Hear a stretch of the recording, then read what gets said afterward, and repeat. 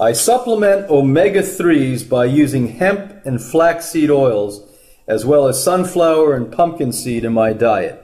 I do not go with the majority opinion that it is not adequate, and fish or krill oil, oh my God, is needed for the proper conversion and use in the body.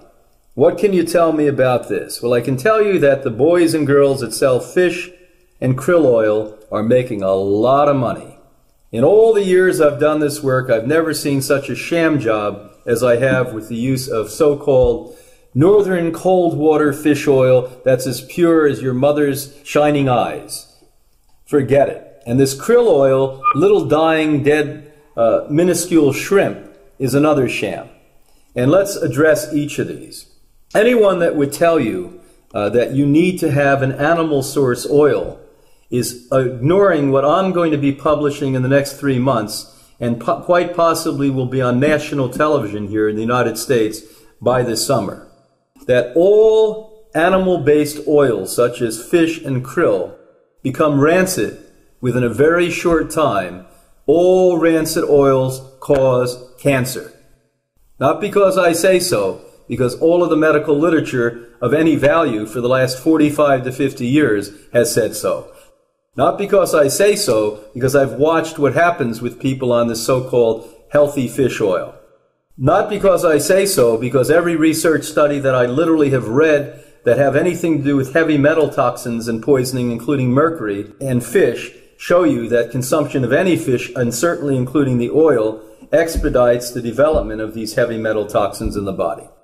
Now, those of you that are out there and still want to believe the majority tells you a lot that's unhealthy, a lot that's wrong for you. The majority has lied to you from the beginning of time. And you've been part of the majority, and that's why you've been sucked into it. And that's why you're sitting here listening to me yell at you tonight, because it doesn't work.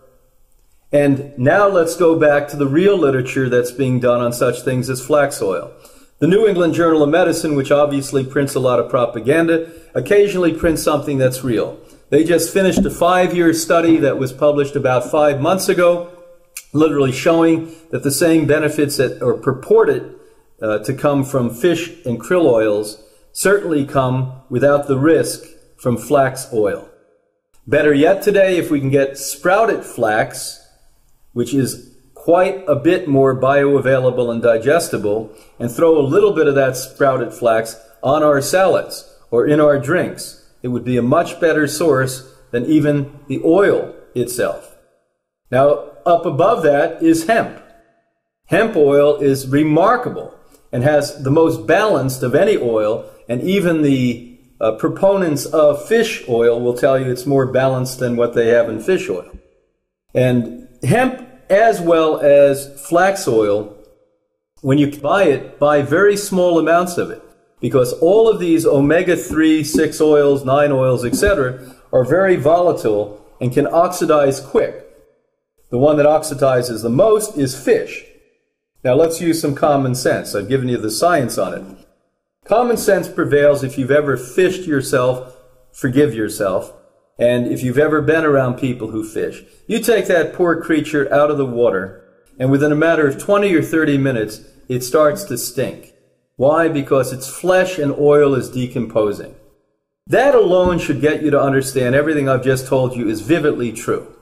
Now, if somehow you're a little brain dead and you didn't get that, or maybe you've never lived near an ocean and that you haven't pulled a poor fish out, thank God, and let it sit there rotting in front of you, maybe you didn't quite understand it. But if you take these very volatile, vulnerable oils and expose them to oxygen, they rot very, very rapidly.